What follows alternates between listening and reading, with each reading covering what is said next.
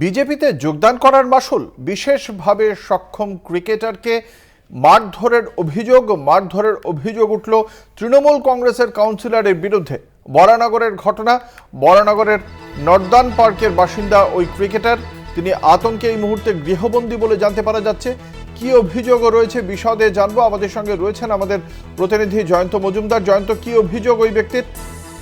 দেখো, ওই ব্যক্তি যেটা অভিযোগ, গতকালকে রাত্রিবেলা তিনি যখন বাড়ির দিকে ফিরছিলেন, 14 নম্বর ওয়ার্ডের তৃণমূল কংগ্রেস কাউন্সিলর শান্তনু মজুমদার ওরফে মেজো নামে যিনি পরিচিত এবং তার অনুগামীরা ওই ব্যক্তিকে কিন্তু উত্ত্যক্ত করার চেষ্টা করে এবং তারা মনে প্রাণে চাইছিল যে সেই ব্যক্তি যেন তাদের সঙ্গে বাদ বিতণ্ডায় জড়িয়ে পড়ে এবং ঠিক তাই হলো।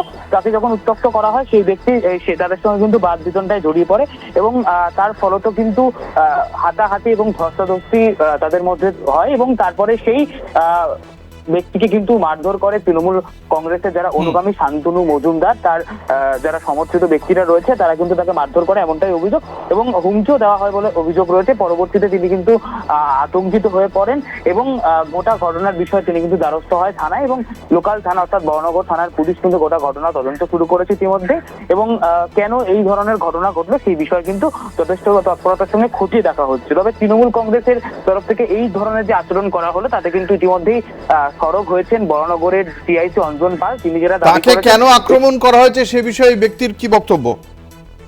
দেখো, তিনি যেহেতু 23-এ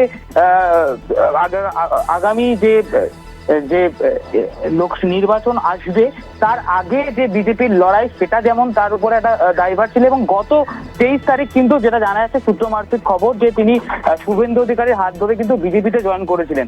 তার পরিপ্রেক্ষিতে কিন্তু একটা আক্রোশ জন্মেছে শাসক দলের, এমনটাই কিন্তু সেই ব্যক্তি জানাচ্ছে। জয়ন্ত, তুমি আমাদের সঙ্গে থাকো, আমরা একবার শুনবো ঠিক কি অভিযোগ রয়েছে ওই ব্যক্তির। তার অনুগামীরা এসে আমাকে উত্তপ্ত করতে আরম্ভ করলো হঠাৎ, কোনো কারণ নেই।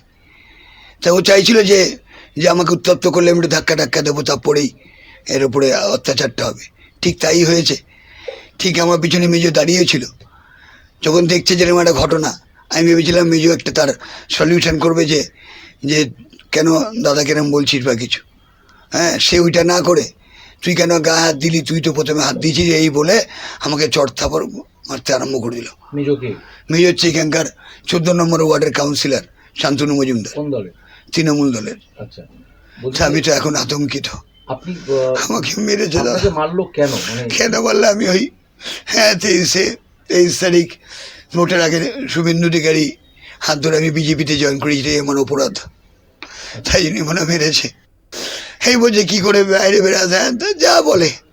আমি দাদা কাজ বাজ করবো না, আমি তো আতঙ্কিত দাদা। এরকম করে মারবে আমি ভাবতে পারিনি তো। আমি এমনি একটা প্রাইভেট ফার্মে কাজ করি দাদা।